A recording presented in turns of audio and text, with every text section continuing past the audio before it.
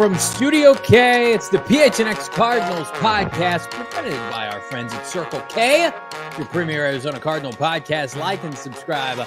This is a 5-star wherever you get your programming. Shop the number 18 collection. Go PHNX.com. I'm Johnny Venerable, joined as always. Well, Brack, Studio K. We got Eric Ruby behind the mic today. Very fortunate.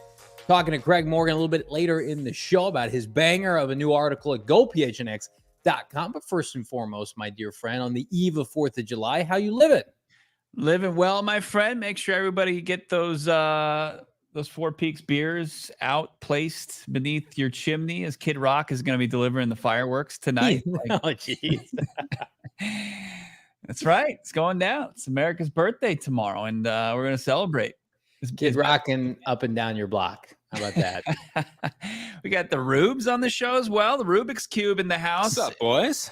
Eric Ruby. We're a little punch drunk today. We've been churning out a lot of content today. We're excited about it. Ruby was part of it. Our Southwest bias, talking a little Cardinals football. Can't wait for everybody to see that little piece of content. Great show. Rubes is the host of that show, isn't he? He is. He's the driving force, as we like to say around here. It's because he wanted to return to his first love. A lot of people don't know this about the brain behind the PHNX Sun show, Eric Ruby. He also co-hosted the Cardinals podcast back in the day, and then he strayed from his first love. And I don't hold it against him, but anytime he wants to come back home, we open our arms.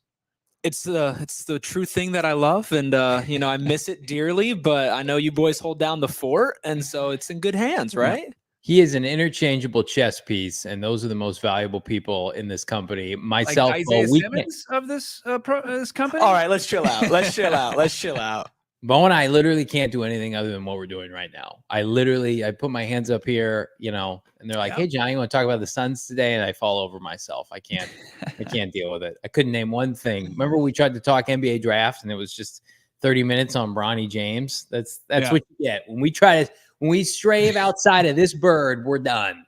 To be fair, that's how most national media outlets covered the draft too. So you're pretty much spot on. That's how they cover this Cardinals team. That's right. To be honest with you. We did get a nice little nugget. You sent this to me this morning because ESPN has batted about over this offseason with regard to this team. I mentioned it anytime anybody wants to listen. Mina Kimes came on this show and said nobody at this network watched the Cardinals last year, which is well enough alone. We'll leave that alone for a second. However, by hook or by crook, this outlet has started to pay attention at least to the budding young talent in the NFL. Never do you want to be old and bad in the NFL. And for a long time, the Cardinals were competitive and old, but now they're on the cusp of being, I think, very viable from a win-loss perspective, Bo, and then having maybe one of the best young cores in the NFL, according to ESPN. Yeah, according to the worldwide leader, the four-letter network, that has not gone without criticism. As you mentioned, this offseason for their takes on the Arizona Cardinals, they finally, I think, got one right. And what surprised me the most, it would encourage me the most, was the leap that the Arizona Cardinals make between 2023 and 2024. And you'll see it. But here it is. The Arizona Cardinals trending up. They in 2023, as far as players under 25, their core of players under 25 ranked 28th out of 32 NFL teams. Ugh. And then going into 24, they are 6th. They've got trio of blue chip players. I think you could say quartet, make the case for Trey McBride, Paris Johnson Jr., Marvin Harrison Jr., Michael Wilson. Will Darius Robinson join that crew as well? And a notable graduate turning 25 and former first-round pick Zaven Collins. That, I think people are interested to see what Zaven could do in his second season as a pass rusher. Yeah, this is from ESPN. The Cardinals rise substantially up this list because of the 2023 draft picks, had strong rookie seasons. That starts with 23-year-old Paris Johnson Jr., who moved from right tackle, left tackle this offseason. Then they mentioned B.J. Ojulari at 22 with his 4 sacks and 40 tackles last year.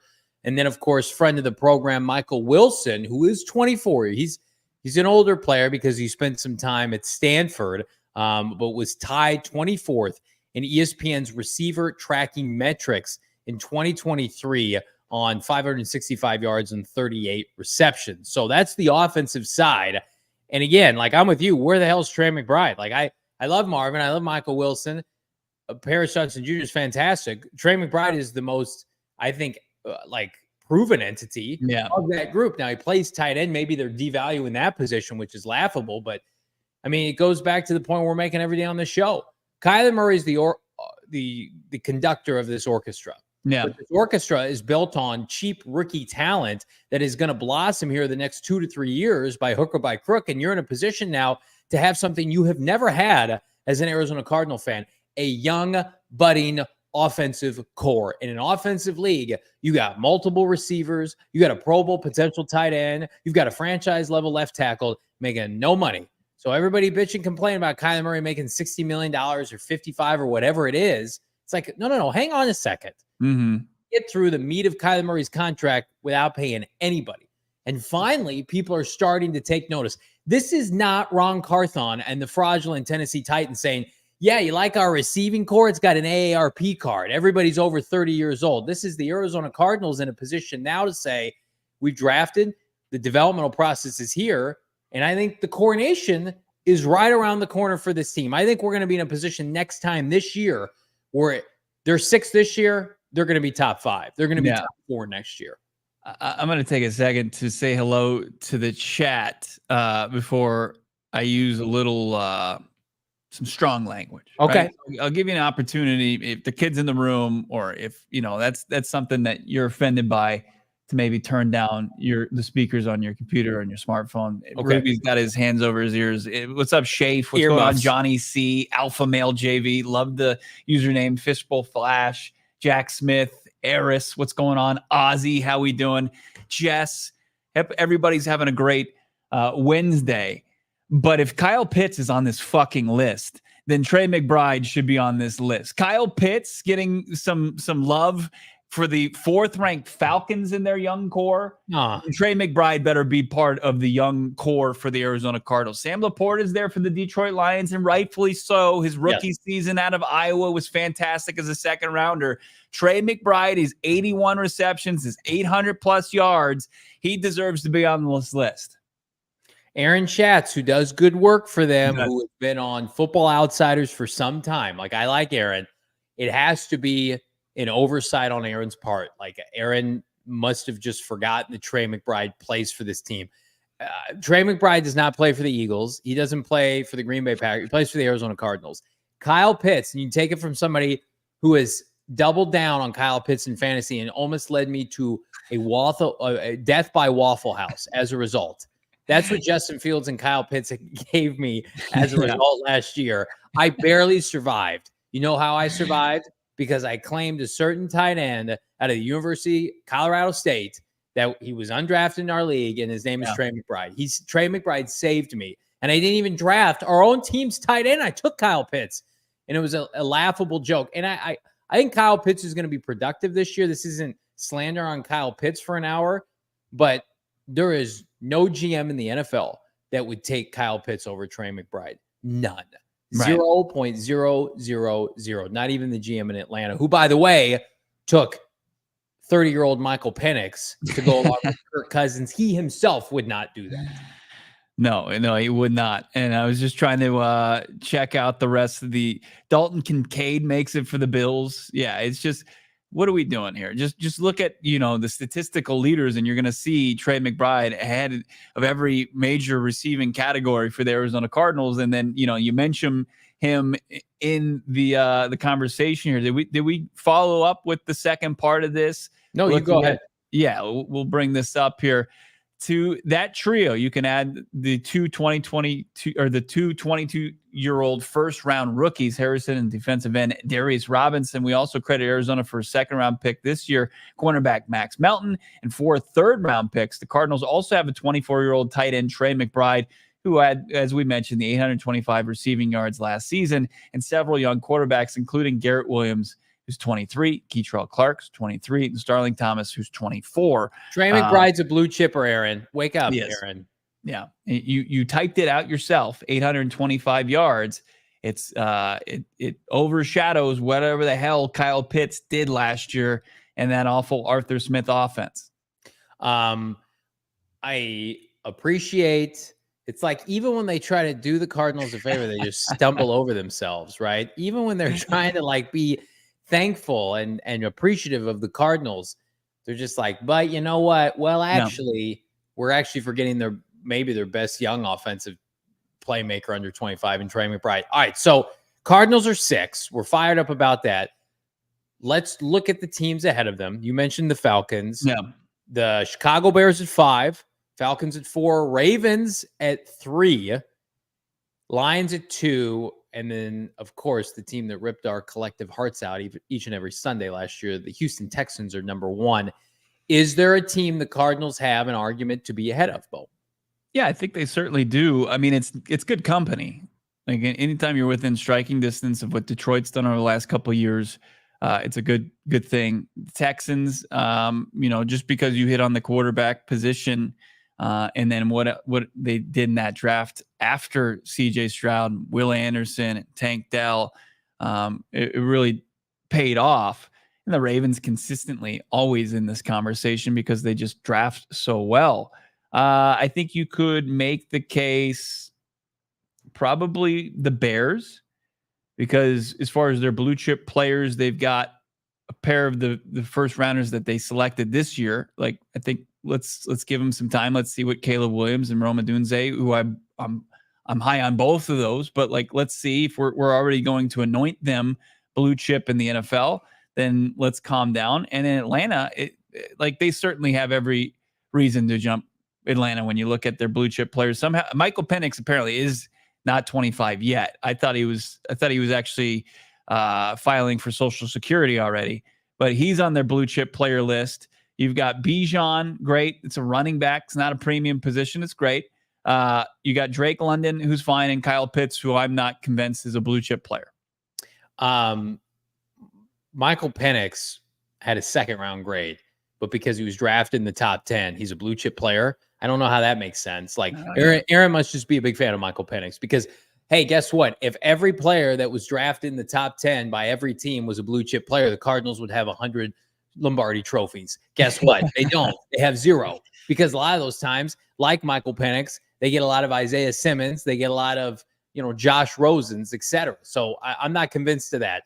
I think you have an argument over the Chicago Bears, the Atlanta Falcons, and the Baltimore Ravens. I think Detroit should be ahead of Houston as the number 1 team, in my opinion.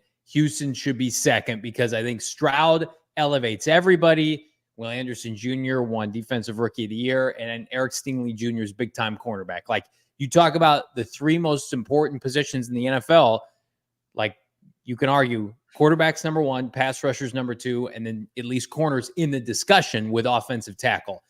But then after that, and after Detroit, which is, they've drafted better than anybody, I would argue, the last 3 to 5 years. Yeah. Nobody is beating Paris Johnson Jr., Michael Wilson, Marvin Harrison Jr., Trey McBride. That's a murderer's row of sorts of offensive rich talent. You've got number 1, number 2 receiver, check. And I know a lot of people are being educated on Michael Wilson. We're carrying that water on this podcast. And then you've got a blue chip tackle, and you've got a top 3 to 5 tight end. Like, you're outside of quarterback, you're checking every box. Now, what are we missing? We're missing a pass rusher, and we're missing a cornerback. That could come a year from now with Max Melton. That could come a year from now. Ojulari could have 10 sacks and be inserted into this equation. The Cardinals are only going to rise in this group because why? 7 picks in the top 90 this year. First time since the early 90s with the Dallas Cowboys. 12 picks in total from this draft class. If they're labeling last year's draft class as the fuel for the fire, can only imagine the Cardinals are going to be in a better position next year. The Cardinals are due for a list like this, and they're only going to stay here. They just have too many pieces right now. 1 year of Monty Osfort, and this is where they are. 1 full calendar year. It makes me emotional thinking about it. It's really impressive, a testament to Monty Osfort. There was only one direction to go. There really was. You could have been average at best and still been an upgrade, especially in the draft, in the putting together what this list is, which is, I'll give you the criteria again. It's a core of your players under 25 years old. So we're not saying like Arizona Cardinals have a better like overall young core than the Bears because, you know, they've got some good, impressive players. Like they added Montez Sweat, who's yet to really hit his prime just yet. And, you know, DJ Moore and some young budding stars in this league. As far as your under 25 guys, as Johnny outlined, like the first 2 years, Monty Ossenfort, at the end of last season, he had 13 first-year players on the roster. Plus, you've got 12 draft picks and then 3 undrafted rookie free agents, so 15.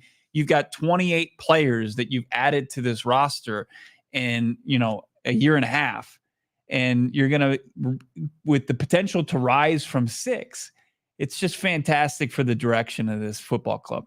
I think especially looking at them, like if they had jumped 10 spots or 15 spots, you know, you're like, oh, that's, I mean, what an incredible jump. Yeah. But to go all the way to 6 and have an argument, like you guys have mentioned, to maybe even be higher, like give it a couple more years. And even when they are successful, the Monty train's going to keep on rolling, even with those non-high first-round picks. The Rams, we have to shout out, were 32nd last year. They are 8th because of a draft class led by Puka Nacua, Steve Avila, and Byron Young. So again, you know, the McVay voodoo magic continues. Seattle drops year after year. They were the belle of the ball 2 years ago. Last year they were 7th. This year they're 10th. So again, still viable, but they're led by Geno Smith. The rot in this list that I can smell from a mile away, and I love it, by the way. You smell that rot in this list? San Francisco 49ers for the second consecutive year are in the 20s. They're 23rd overall. They're blue chip players, Brock Purdy, which by this list, that's fine. Throw him in there. No other blue chip players. Ufunga has graduated from the under 25 list. Everybody else is in their prime or slowly or quickly, if you're Trent Williams, approaching out of their prime. Sound the alarms in San Francisco. You better start winning some Super Bowls because, again, year after year, the deterioration of the 49ers is coming. If you're watching this podcast and you don't believe it, open your eyes because they're going to have to pay Brock Purdy. They're going to have to figure out what to do with Brandon Ayuk. Deebo Samuel's hurt. George Kittle was disappeared in the Super Bowl. He's over 30 years old. Christian McCaffrey, perennially a hurt player outside of last year.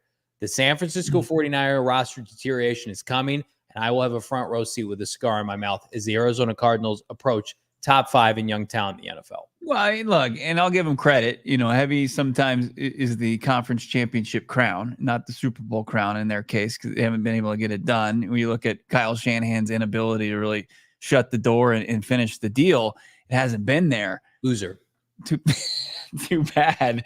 But like when you have what's considered year in and year out, you know, one of the most stacked and deep rosters in a cap league, and also when your team is atop the standings in the regular season, you're drafting lower and lower each and every year, and you lose your ability to cash in on like the true blue chip, more can't miss talent that the NFL draft provides. But like you can hold your head above water. You can continue to find serviceable players and fill out rosters. No doubt about it. We're not saying that, but you're seeing the drop off. Like the guys that they were able to get and build their core around, like Nick Bosa was the 2nd overall pick in this draft, in Kyler Murray's draft. Like he's a big reason for their success. And like, and obviously coaching, but also the success that they were able to have in days 2 and 3 in the draft, which is fine. But, you know, it is nice. And it is like, should be sobering to see that window is closing by the day. They haven't been able to develop offensive linemen. They were able to steal Trent Williams because he forced his way out of Washington. They've had a lot of favors done to them. Carolina gifted them McCaffrey, right? Deebo Samuel was a revelation as a 2nd-round pick. Give them credit. Brandon Ayuk every day is going on social media trying to force his way out of San Francisco, out of Santa Clara. I just, again, when you're paying Brock Purdy north of $50 million and the sum of your parts are average, maybe above, maybe below, I mean, you become an average team as a result. And so I think that we're at a point now with San Francisco where this is it for them. And if they're about 2 injuries on that roster away from it's over. Your door is closed. You're not going to be a terrible team, but your time is, hey, we're going to stack up wins in the regular season. We're going to host the postseason. We're going to have the number 1 seed. I mean, like I think it's over for them after this year. I really do. You know my thoughts on Ricky Pearsall. Like I like Ricky Pearsall. I think he's going to be a fine player. He's going to be a good NFL player. He's going to be a good NFL wide receiver. He's not going to match what Brandon Ayuk does. He's not going to match what Deebo Samuel is. So like their I guess contingency plan or their future plan at the wide receiver position is a downgrade ultimately. And like they reach for him. Like you can like Ricky Pearsall, Valley product all you want. You know, he went from ASU to Florida and was a Senior Bowl darling. And I love talking to him, catching up with him in Mobile. But like, even I'll agree with you, like first round is a major reach for Ricky Pearsall. It's a line of scrimmage league. You're going to lose Trent Williams. You lost DeForest Buckner, Armstead at defensive tackle. I mean, we saw the Cardinals go for 200 on the ground against San Francisco last year. It wasn't by accident. Fred Warner's a year older. They lost their other linebacker in the Super Bowl. He's not playing this year. I mean, it's just their defense is very susceptible this year to being average. And then again, you put a little heat on Brock Purdy.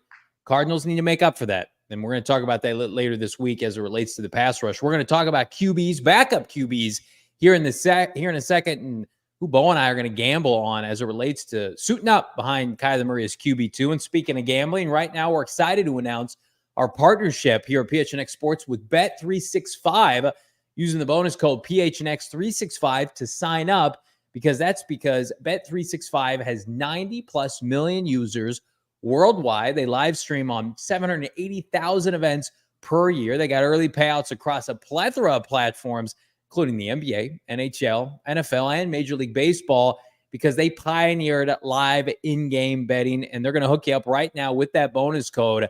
Place a mere $5 or more and get $150 in bonus bets instantly, or place a bet up to $1,000. And if your qualifying bet loses, you receive that first bet safety net matched refund in bonus bets. But you got to use the bonus code PHNX365 when you sign up. Again, choose your offer and find out why it's never ordinary at Bet365. Must be 21 years and over and physically located here in Arizona. If you or somebody you know have a gambling problem or want help, call 1-800-NEXT-STEP. Text NEXT STEP to 53342 or visit problemgambling.az.gov/help. If you're invited to maybe a backyard barbecue tomorrow and you're wondering, what can I bring? What can I bring to the table that's going to make everybody happy? How about some Four Peaks? Bring a sixer, a 12-pack of one of Four Peaks' phenomenal beers, or a couple of them, right? Bring some of the Joy Bus. Wow. Bring some of the flagship, the Kilt Lifter. How about some Bad Birdie? It's a great summer drinking beer. Love it. And you're going to be the star of the party. Now, Four Peaks itself, 8th Street, it's closed down for the 4th of July because, like all of us, we love America and they want to celebrate this beautiful country on its birthday. They'll be back open on July 5th. If you haven't visited them at 8th Street in Tempe, the OG location, a building that's over 100 years old, I believe it's haunted, and they wear that proudly. Check out Four Peaks. They got the brewery tour. You can see where they make all the delicious beer there on location. And it's got more than just, bar food, which you usually find at most breweries. No, it's a full menu, restaurant quality, from desserts to appetizers to entrees. Check it out and pair it with the amazing beer over at Four Peaks. You can find Four Peaks for yourself, fourpeaks.com/locator. Find your favorite beers and events. Also, check them out on your socials at Four Peaks Brew and at Four Peaks Pub. Got to be 21 years or older to drink the beer, and we ask that you do it responsibly. We were in Indianapolis for the NFL Combine earlier this year. Had a chance to, outside of our coverage with the media inside Lucas Oil and Company, we were able to connect with some people close to the scene, Cardinal coaches alike. One of the biggest takeaways we got, how much this team likes Clayton Tune, how much they feel like Clayton Tune has a bright future, Bo, with this team, despite kind of being sacrificed to the Cleveland Browns, took one for the team. But again, like in the battle of Clayton Tune versus Colt McCoy, like Clayton Tune stuck on the roster. Colt McCoy hasn't played an NFL game since. So now we look at this offseason, however, and the Cardinals, they did bring in some competition. They traded away Rondale Moore straight up, the rare player for player trade, for Desmond Ridder, the former starter in Atlanta. And I will be the first to admit, based on the comments that I heard, I thought Clayton Tune was going to be the guy for QB2. Now we look at Ridder coming with his pedigree of at least starts in the NFL. He may not have the arm strength of Clayton Tune, but now you look at that quarterback room as a whole. How do you see this transpiring over the preseason? Yeah, I mean, I'll start by saying and echoing what you said and what we've heard from this organization as far as intel goes, that there, and it has a waiver. There's been belief in Clayton Tune since they select him in the 5th round at Houston, and it hasn't wavered since. Like, they like his makeup. That's what we've continually heard. They love his makeup. They think that he's a guy that can be a backup in this league for 10 seasons or more. And, you certainly didn't see that on full display in an historically bad performance and his lone opportunity in the 2023 season against the Cleveland Browns. As he said, he was a bit of a sacrificial lamb in that game, and a tip of the cap for Clayton Tune playing that role as like the final, gasp to get to Kyler Murray after they traded away Joshua Dobbs. But, they maintained their belief in Clayton Tune. He held the backup quarterback position. Once Kyler Murray came back, they didn't just say, hey, we got to figure this out now that Kyler's back. And we saw what Tune looks like, on the field. He was getting beat up and throwing 2 picks against the Browns defense. They went into the offseason and they liked Clayton Tune and felt like he can make a jump from year 1 to year 2. But with Monty Ossenfort, who's in a different position, and he's always looking to improve this roster, the opportunity presented itself where Atlanta goes out and they throw the bag at Kirk Cousins. And then, we didn't know they were going to trade for or select Michael Penix in the top 10, but Desmond Ridder becomes available, and it's only going to cost him somebody who wasn't going to be really a part of this team going forward, and Rondale Moore. So now you got competition in that room. And I think like the people that believed in Clayton Tune, it's going to come down to, okay, what you think is possible when he projects to be to somebody who I think might already be there as a serviceable backup in Desmond Ridder. Mm-hmm. Yeah, I agree. Like, I feel like Desmond Ridder, to me, if you had to start one game, you're going to play the guy with the experience. You're going to play the guy that has seen it all, done it all, at least in a short period of time, as a presumed starter for the Atlanta Falcons going into last year. Like, he did get replaced. Taylor Heineke. I mean, Desmond was just not a good player last year. Well, he's your guy to go and keep the train on the tracks against the San Francisco, against the Chicago or Green Bay. In a one-off game, if Kyler Murray needs a week, that's who you're going to go with. As a developmental guy, as somebody that you've drafted, that you put time in, that has upside, that can be the future backup indefinitely, because Desmond Ridder, I think he's still on his rookie contract. He's probably going to be a free agent after this year. I'd have to double check. Like, Clayton Tune, they want Clayton Tune a part of this regime as long as they can keep him, assuming he continues to ascend and get better. Whereas I feel like Desmond Ridder is kind of the perfect gaps Band-Aid where you can say, we like Clayton Tune, but in the same realm, we're trying to be a postseason team. And as much as I like Clayton Tune, nobody can say, yeah, he can take care of it behind Kyler Murray. We can give him an opportunity to go out and try to win a game with his arm, with his legs, Colt McCoy-esque like he did for Cliff Kingsbury a couple of years ago. That's not winning football yet. We need to be able to see Clayton Tune a little bit more. Because I'll tell you right now, if Clayton Tune goes out there and lights it up in the preseason, Desmond Ridder is just okay, then it's an easy decision. Hell, they may even opt to release Desmond Ridder. But I think Desmond Ridder is efficient enough in the intermediate passing game, doesn't have a great arm, but somebody that has mobility. Like, say what you want about Desmond Ridder, his game compares more to what Kyler Murray does. I know it's a greater reach than some, but Clayton Tune is not that caliber of athlete. Like Desmond Ridder, high-end athlete at the collegiate level, was part of that undefeated Cincinnati team, has played in a bunch of big games. Like, on paper, you can definitely see what they were going for when they shipped Rondale Moore out. It's like, oh, we get a guy who's great in the locker room, winning pedigree, arms okay, not great, but certainly can make intermediate throws and has mobility.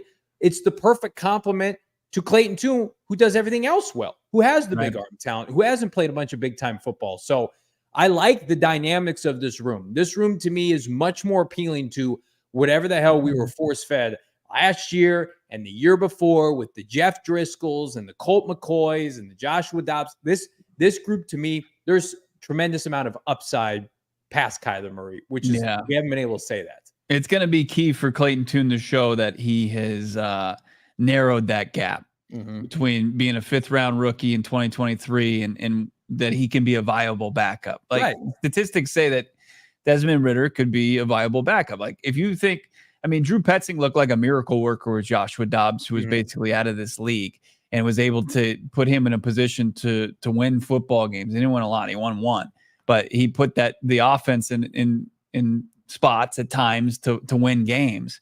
But Desmond Ridder is 8-9 as a starter in this league. Yeah. Desmond Ridder has, as far as his TD to INT ratio, it's 14-12 right now. So like he's proven, at least at the NFL level, that he can be serviceable in that spot. Clayton Tune, like that, the same can't be said. So like if you're looking and you're looking for a fallback plan for Kyler Murray in 2024, like as it stands right now, the edge belongs to Ridder, but with the opportunity and the belief, and it's in the facility in Tempe, and Clayton Tune, he's got to prove it. And it's exciting. I think that this is, Johnny, going to be one of the better position battles in training camp here for the Cardinals. Yeah, and we also have to be fair. Like Desmond Ridder played in collectively what is the worst division in the NFL. And yes, he had a bad head coach in Atlanta, Arthur Smith, who was a big-time buffoon, but he was playing against the Carolinas. He was playing against, the Saints, and I like Tampa well enough, but like you got 6 games against a bunch of cupcakes historically. And so like this different aspect, playing AFC West football is big boy football in this division. So we know based on what they've told us, people around the team, Clayton Tune, if he doesn't fall on his face, he's super high level, high character guy. They want him around the team. And listen, like say what you want and go back and watch the tape from last year on this show. He looked infinitely better than Colt McCoy. And I'm hoping that he has had an opportunity over the last calendar year to build off of that, because a lot of reps. He was running with the ones half the time during the preseason, had no business doing that based on the expectation of a quarterback. That's why they traded for Joshua Dobbs. But that experience, I hope he has an opportunity to build off of, because that doesn't happen to most 5th rounders straight out of college, out of Houston of all places. Right.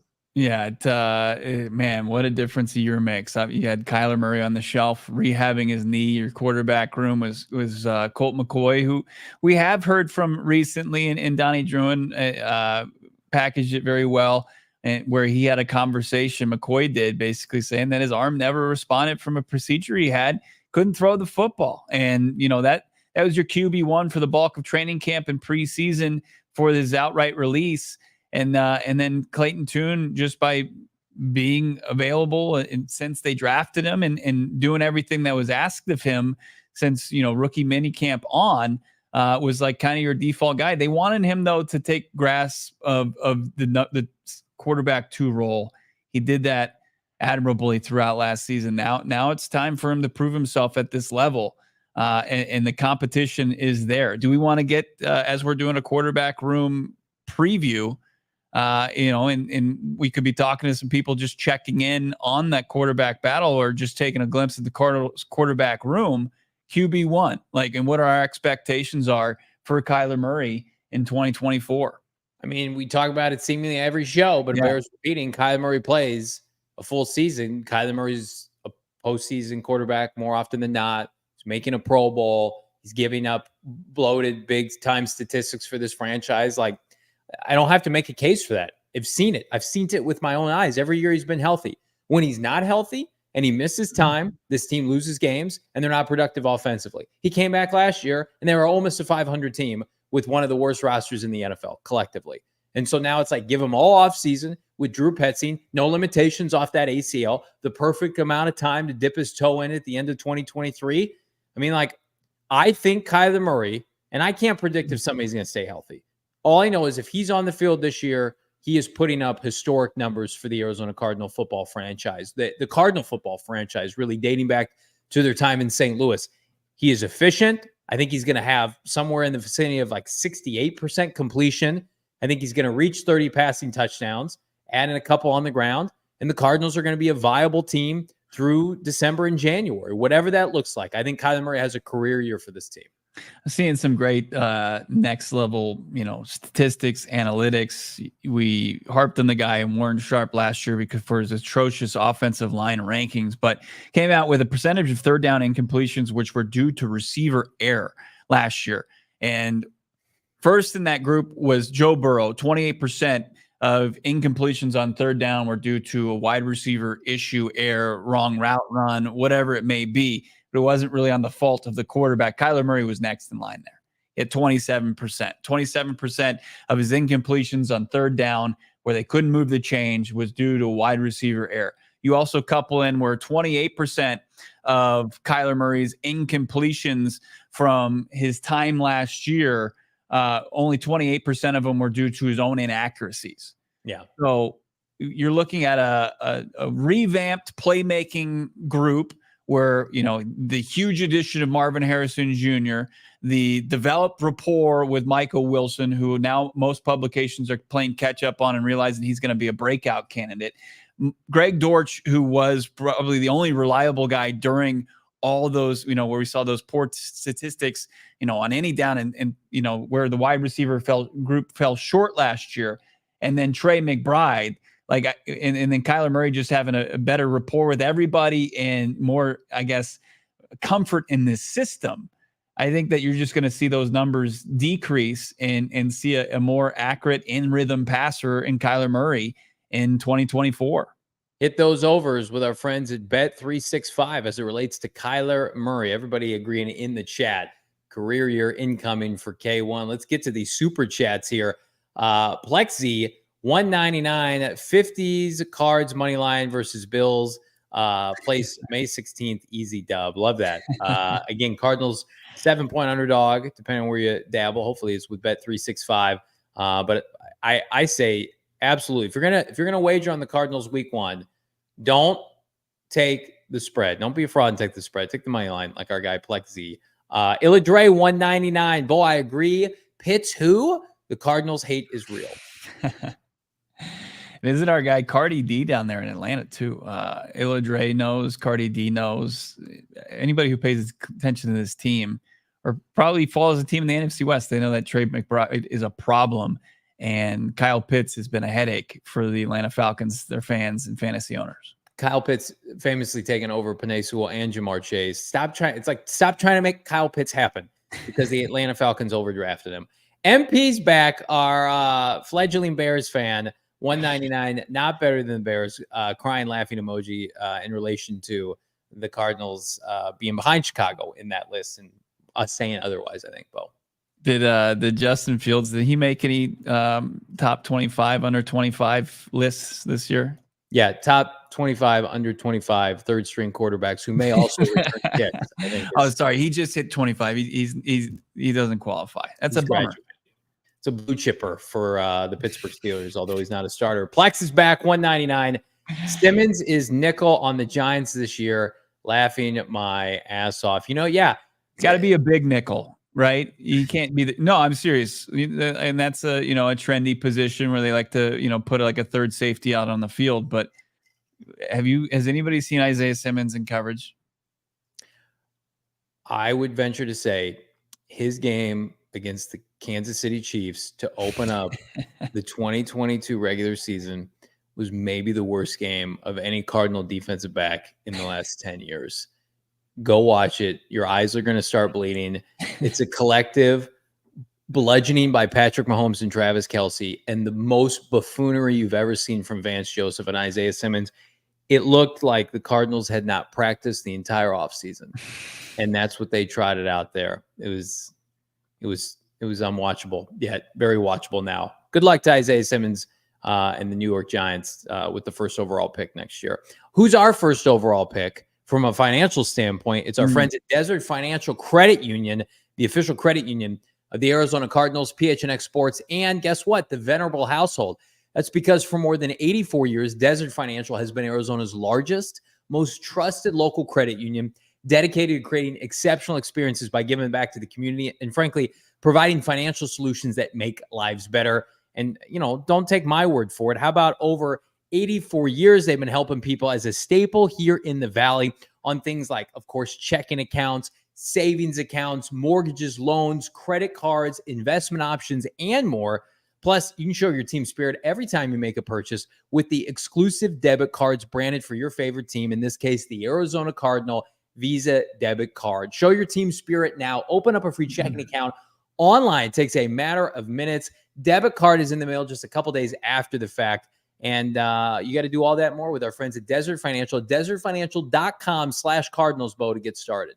Synonymous with celebrating the United States birthday are the deals out there. And you don't have to look any further than ShadyRays.com to cash in on 50% off. Normally, like, you get the best deal of the summer with the promo code PHNX. You get 35% off your polarized sunglasses, premium polarized sunglasses from Shady Rays. But right now, they got 50% off deal going on their website, ShadyRays.com. These are quality shades that are built to last. You can find a pair of sunglasses or multiple pairs of sunglasses that you're going to love right now at ShadyRays.com. Check out for yourself in person up in North Scottsdale at Kierland Commons. They've got a Shady Rays location, and they're going to honor your PHNX promo code as well. Just tell the sales associate right there that you rep PHNX. Find out why 300,000 people online have rated it 5 stars. These premium polarized shades, you'll be looking stylish in your favorite team's colors. Find the shades for you. I love my Shady Rays. Johnny loves his. Ruby, he's rocking his as well. It's exclusive to our listeners, 35% off on normal daily basis with the promo code PHNX. Right now, save 50%. Try for yourself the shades rated 5 stars by 300,000 people. It's a community of over 2 million people wearing Shady Rays. I'm going to tell you the perfect combination: Shady Rays and repping them with your boys in Miami with True Fan Travel. It's the PHNX road trip to Miami, October 25th through the 28th. Myself, Bo Brack, Damon Dog, and the GM Saul Bookman and more. It's the entire PHNX cast of characters on the road in Miami with South Beach, Hollywood Beach. I'm talking a hotel, poolside, oceanside, oceanfront. I've seen it. It's fantastic. And on top of that, how about travel? How about airport travel? How about travel cross country? Packages that start at just $12.99. And the agenda, let's just call it robust. You're going to be hanging out with all of us on a booze cruise, on an alumni event, on a pregame event. And then, of course, the coup de grace, the cherry on top. We're going to be sitting in the stands watching Kyler Murray, Marvin Harrison Jr. and company torch the fledgling Miami Dolphins and fraud Tua and Tyreek Hill. I cannot wait. Now is your chance to join us in South Beach, October 25th through the 28th. We got spots. We've sold some spots. We want to see all of you there and more. Plan your trip now. Go to truefantravel.com. You have any questions? Our DMs are wide open. We want to party with you. PHNX road trip to Miami, the 25th through the 28th. Get it now. Week and another banger of an article from our Arizona Cardinals, PHNX Cardinals beat reporter Craig Morgan joins us here on Stat as we move from Studio K to Studio A. Having a great little offseason here. Craig, your latest article, Cardinals tight end Trey McBride chasing Jackie Smith's legend. Can you inform our audience? We got a little bit of a younger crowd who Jackie Smith is, where he stands in Cardinals history. I need to find out from Johnny, too. Your dad has a connection to Jackie Smith. We'll get to that in a minute. But yeah, Jackie Smith is a Hall of Fame tight end. That's who he is. Did his work with the St. Louis Cardinals, and man, did he do some work in an era where tight ends weren't necessarily the first option or the second option in the passing game. He still holds the record for receiving yards by a tight end in Cardinals franchise history, and he did it on only 56 catches, which just blows me away when I look at those numbers. Yeah, 1,200 yards that year. I think it was in 1967 with maybe, was it, I don't know if Jim Hart was his quarterback back then. I can't remember who was throwing him the football, but here's what you need to know if you're an Arizona Cardinal fan. Jackie Smith is in the Pro Football Hall of Fame. He's not in the Ring of Honor for the Arizona Cardinals. Do you want to take a guess as to why that is? Because he went to the Dallas Cowboys and Bill Bidwell holds a grudge, and Michael Bidwell, unfortunately, has to carry that for his dad. So I love pieces like this, Craig, because it shows, hopefully, Michael Bidwell, who will come across this article, Jackie Smith is rooting for the Cardinals. He's rooting for Trey McBride, and that's a good look. It's a good look when An Otis Anderson could reach out to a pre-existing running back for the team. A Fitzgerald can talk about Marvin. Jackie Smith is really it before Trey McBride. Like, with all due respect to the other tight ends that have come and gone, like, this is the passing of the baton. Yet, Craig, it's only taken, I don't know, 40 plus years for the Cardinals to get viable at tight end again. So we have been overdue in Arizona. That's a subject for another story. One that's been written a few times since there's been a lot of occasion to actually write that story. The history of this franchise's tight end position is just god awful. It's unbelievable. Bo and I were talking about some of the names that have come through here. I don't want to throw shade at any of these guys, but I mean, like 400 yards was a big season for a Cardinals tight end. It's just crazy to think about what has come here in the past, and it's nice to see it finally shifting into the modern era. It really is. I mean, Trey McBride, the one thing he does have franchise-wise, as far as the record goes, single season catches. Because as you mentioned with Jackie Smith, it didn't take very many. Trey McBride's 81 catches last season is a single season franchise record for the Arizona Cardinals and beyond. I mean, it's pretty impressive. But then he's got, when you look at the yardage marks of the top 7, Jackie Smith has 6 of them now. Yeah. 6 of them. I mean, what as far as where Jackie Smith is now, you said that he was going to be, on the forefront of those cheering on Trey McBride. What else did you learn from him? Yeah, it's first off, when I reached out to try and get in touch with Jackie Smith, everybody associated with him said, this guy is just salt of the earth. He's one of the best human beings you'll ever talk to, which is another reason he should be in the Ring of Honor, because he's a good human being aside from what he accomplished in a Cardinals jersey. But man, what a story this is. He's been working for the past 5 years on getting this replica of the Vietnam War Memorial built in Perryville, Missouri, as he says it. I could listen to him say it a million times. This is what's been just eating up his time. The man is 84 years old, but he's doing all he can to help this get going. All the associated exhibits. This is very meaningful to him. But he's still incredibly lucid. He's funny. He was a spectacular interview. Honestly, guys, I think we should have him on the show at some point, especially if Trey gets close to the record. It'd be unbelievable to have him in-house. Mm-hmm. Did he start paying attention to what Trey was doing last year? Did people around him like say, hey, Dad, hey, Grandpa, turn this on? Because this is the first time that people have associated greatness with a tight end since the late 70s with the Arizona Cardinals, then the St. Louis Cardinals. Yeah. He said he gets emails. He reads some stories, but he hasn't been keeping close tabs. But he promised after this that he's going to be following. He's going to be his biggest rooter. He wants to see him break the record, which is incredible in and of itself, right? If I set a record, I'm not sure I want anyone to come along, even centuries later when I'm dead, and break my record. This guy's like rooting for a guy to break his records. He said that's what they're there for. It's something to shoot for, and he's going to be following his career much more closely. Now, he even said, I'd love to get him on the phone, or I'd love to talk to him in person. Hopefully, somebody in the Cardinals organization can make that happen. I have an idea who. And Trey McBride, I think, would certainly oblige. He seems like it, right? You were there a couple weeks ago when Trey McBride kind of took the podium and answered some questions, kind of leading up to, or the continued, I guess, coverage throughout the offseason that the Cardinals have provided us with. Trey McBride seems like he would be somebody open to that. And that's encouraging to see. It's crazy to think that Jackie Smith, his phone has been just dormant for 40 plus years, nearly 50 years, because there hasn't even been anybody to have a conversation like this about, like, no, you said all due respect. I'll be a little bit more blunt. Like Rob Hauser, we weren't saying, hey, what do we think? Rob Hauser going to approach 1,200 yards in a season? I mean, he got to like 400. Leonard Pope, who was the kid out of Notre Dame that Troy they took? Nicholas. Troy Nicholas. He was supposed to be a stud. He was supposed Yeah. Troy Nicholas was supposed to be the next coming. Right. Greg, Right. I don't know if you've ever seen the footage. Bo and I were in studio with Frank Sanders on day 2 of the draft. We were in our old studio. It was about 1,000 degrees, and they hadn't made a pick yet in that draft. They had traded a first-round pick for Hollywood Brown. So it gotten it leaked that it was going to be Trey McBride, and we all just kind of looked collectively outside of Frank, and we're like, I don't know about this. Not because we didn't think highly of Trey McBride, but because, to Bo's point, that position has been so snake bitten for this franchise. Like other franchises trotting out the likes of like Travis Kelce and company, like we didn't even fathom what that could look like. So then you fast forward to last year, And we're sitting around, it's like late November, early December. It's like, well, this is what it feels like to be viable at this position in the year of our football Lord 2023. It just we're immune to that. We haven't had that benefit before.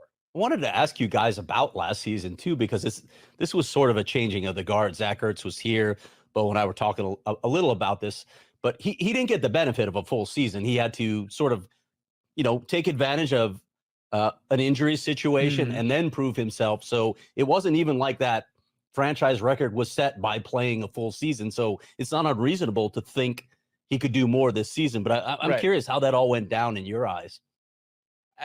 I really think that a guy like Zach Ertz, and I try to be respectful because he's had a Pro Football Hall of Fame caliber career. I think that they were kind of giving him the respect and kind of gave him a hall pass to kind of operate on his own schedule, unlike the rest of the organization. Like, you had guys coming off significant knee injuries that they made sure were on the right program, where Zach Ertz, they were just like, oh, you want to come back? You have a comeback date of the season opener? Wow. Sure, do it. Yeah, you got a spot. We'll give you the PT. And until they realize, and I think it started week one, like, oh, we might have made a mistake here and delaying the development and the maturation of our young second-year tight end and Trey McBride, and giving these snaps to Zach Ertz. The pass from Joshua Dobbs in the first game of the season, Johnny, that would have been a touchdown and probably would have been the winning score for the Cardinals. I mean, that just started, I think an early exit for Zach Ertz, and what should have been kind of more of a swan song for him than it was. Yeah, and I don't want to put words in JG's mouth, but you got to imagine, like, him coming to this team, foreign to a lot of the Cardinal players, and then there's a familiar face from Philadelphia that has helped them win a Super Bowl and has been a consummate pro in their locker room. So we get it, and we understood it at the time. And, to Ertz's defense, like, he was healthy at times during the preseason. Trey McBride had, a soft tissue injury he was working his way back from. But the handing of the baton took way too long. They missed out on some opportunities. But, man, you mentioned it. Like, when he took over, it just looked different. I think Ertz dropped the baton. I think he dropped it when he was trying to transfer on it. They buried it, and then we had to start over. And we're back from the dead now at the tight end position with Trey McBride. But, again, like we rip on Dallas's tight end a lot, Craig, on this show. His last name's Ferguson. We call him Turd Ferguson a lot because he made the Pro Bowl last year over Trey McBride, which was an egregious error. But Dallas, their fan base, pumping him up. But then you watch the difference between the two players, and you look beyond the box score. Turd Ferguson's got the benefit of CeeDee Lamb. Dak Prescott's a career year. They've got Brandon Cooks. They've got a ton of weapons there to kind of scheme him open. And it felt like most of his yards and his yak and his touchdowns were manufactured by a good offense. Trey McBride was the Cardinal offense for large stretches last year. There's a great photo in Craig's article. I'd encourage everybody to go check it out. It's the touchdown that Trey McBride had to score effectively twice in consecutive plays in Pittsburgh, where he caught a touchdown, they waved it off, he caught it again on the 1 yard line and barreled his way in. Like, his ability to get yards after catch, his physicality, the game-winning catch to set up the field goal against Atlanta, a comebacker to save Kyler Murray on the run. Just like, that is how you ingratiate yourself with a fan base. Like, anybody can put up hollow numbers, but how infactual and important Trey McBride's statistics were on a team that was desperately just trying to be viable on Sunday. I think that speaks to the kind of player he is. And that sort of old school mentality of yards after the catch is something that resonates with Jackie. We talked about that a little bit, and he's in an era when a guy like Mike Ditka is also playing, where you've seen all the highlights where he catches the ball, 3 yards off the line and then just runs over 5 guys to get the yards. That definitely resonates with Jackie Smith, because that's the kind of ball that he liked to play. Yeah, and Jackie talked in your article during your time you guys spoke about just the evolution of the position where you're sitting right there next to a tackle and trying to block an edge rusher. That's basically what you do. You're a blocker. Yeah, you're a blocker, and then if maybe a play breaks down, you leak out, you get a catch. But now, I mean, did you get to ask him about where the position is now, and like tight end university is a thing? And like, I mean, the old school tight end university going way back, it would have been just him and Dick, and that's it. Yeah. And I loved what he said about that too, about, lining up wide. He said, I would have given up my my position on the front line in hell to be able to line up 6 yards away with nobody contesting me getting downfield. Yeah, he would have loved that. But he wasn't trying to throw shade on any of the tight ends now. It's just he loves the evolution of the game, and he would have loved to have the chance to play in that. I wonder what he would have had, like, yards per catch if that had been the case, because his stats are ridiculous. So it is funny, Craig, you're joining us, and I'm so fired up you're joining us for a multitude of reasons, but partially because Trey McBride, and we're talking about him as a newbie, he is the most tenured pass catcher for the Arizona Cardinals. He's about to enter his 3rd year. He's being paid no money in relation to guys like Travis Kelce and Mark Andrews. And then you've got right behind him as a 2nd-year player, Michael Wilson. And then, oh, by the way, right behind him, Marvin Harrison Jr. as a rookie. I mean, can you sense the time you spent now in the locker room for a little bit, in the press conferences, how green these players are, and the fact that they could be on the cusp of really putting together the first youthful, complete receiving core this team has had in probably like 20 years since Fitzgerald and Anquan Bolden were here? Yeah, there's so much buzz about it too, Johnny. This is as excited as I've seen people. Listen, I've followed this franchise, even though I haven't covered the last few years. I've been keeping tabs. Once you cover a team, you keep tabs on them, and there does feel like there's that sort of excitement. We've talked about this so many times, and Drew Petzing even talked about it when he spoke the other day about how you're going to distribute the ball. He even said, he joked, we're going to petition the NFL for 2 footballs. You've heard that joke before, but there are a lot of weapons here, and it is a legitimate concern. Not a concern, but you really have to game plan and figure out how you're going to work all these weapons. He talked about, you remember what he said, is some of it's contingent on who you're playing, who's hot. There are a variety of factors that come into this, but you got a lot of guys who want their touches. Right. And they deserve their touches. And it's a game of matchups, right? And trying to find mismatches out there. And what we saw on a consistent basis with Trey McBride is he with his athleticism at the tight end position is the ability to just take advantage of a lot of NFL safeties, even guys that are held within high regard. And Kyler Murray's, I would bet, is going to continue to expose that, even with having an embarrassment of riches on the outside with Marvin Harrison Jr. and Michael Wilson. It's a good position to be in. And like you talk about the youth movement, Johnny, I mean, Trey McBride's the elder statesman in that tight end room by a lot now. I mean, you brought in your guy, Tip Ryman, who's going to be a rookie. And then you've got Elijah Higgins, who's entering his 2nd season as a pro, but he hasn't been playing the tight end. He's only been playing the tight end position his first professional season. So, Craig, I'm going to put you on the spot here. So you will undoubtedly be involved in our fantasy football league here at PHNX Sports. Oh, no. In 2024. He has to. You can't be on this beat, not participate. And I'm going to tell you right now, give me your list. I'm going to ask you of tight ends that you feel like could go above Trey McBride, like in the NFL landscape. I'm going to put you on the spot because I have an idea of where he should go, where he should be as a tight end hierarchy in the NFL. Are there any tight ends that come to mind for you that go above Trey? There are not many. I will say this, and what I will say is I'm really anxious to see what he can do as the guy. Yeah. For an entire season. And when I look at that mark, the 1,200-yard mark, I'm pretty sure he's going to get there this season. That's what I would say. I think he's got a really good chance to break Jackie's record, which would be an unbelievable story. You just don't see this happen very often, right? In the game where you're covering a guy having a record-setting season. It's a really cool story. It's a great evolution, as we've talked about, for the Cardinals tight end position, one that is long overdue. I'm not going to answer your question. I'm dodging your question. I think it's pretty obvious correctly at this point. With 1,200 yards, he would be tight end 1. So you are correct. He is tight end 1 in the NFL. He could be. Taylor Swift's boyfriend's pretty good. Taylor Swift's boyfriend.